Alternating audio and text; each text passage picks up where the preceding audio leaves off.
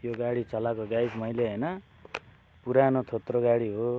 यहाँ तेल सकेर अलपत्र परेको छ गाइज। यो लोकेसन भन्नुपर्दाखेरि चाहिँ टाढीबाट भित्र सौरा चोकबाट पनि देब्रे साइडमा, यो बगर साइडमा है। यहाँनिर तेलको जुगाडहरू चाहिँ हुँदैछ। 10 सके टिपर आउँछ यो लेल्यान्डबाट हैन, यहाँ हाम्रै कम्पनीको, उसकोबाट झिकेर यहाँ 20 लिटर यो ग्यालिन हाल्नुपर्ने हुन्छ गाइजहरू। त्यही हो, अलपत्र परेर बसिरहेछ। ल गाइस, घाम पनि डुबिसकेको छ हैन। म चाहिँ गाडीमा तेल हालेर आइसकेँ कि यहाँ साइडमा लोड गर्न। लोड हुँदैछ यहाँ जेसिबीले।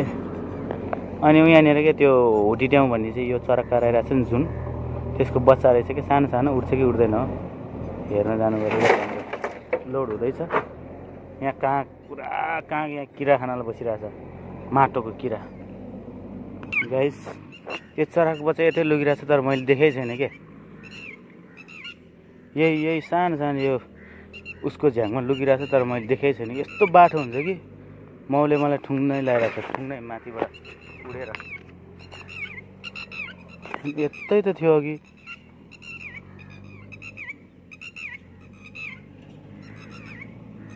यतै थियो, यतै। खुट्टा कम लम्बो हुन्छ यिनीहरूको, देखेकै छैन कि मैले। ल गाइस, अब चाहिँ मैले पनि देखेन, यति भरि खोजिसकेँ होइन। मैले चाहिँ हार मानिसकेँ कि अब देख्दै देख्दैन यता कम लुक्नलाई सिपालो हुन्छ।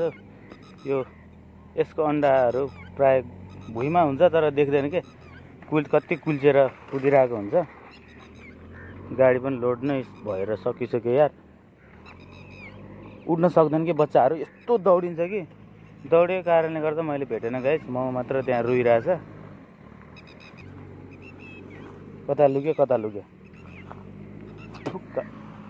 मैले अघि नै डिजल तानेको, डिजल ट्याङ्कीबाट अर्को गाडीबाट गाइस मैले के भन्छ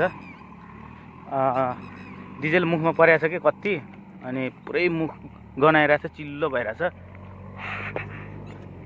त्यहाँ लोड हुँदैछ गाइस।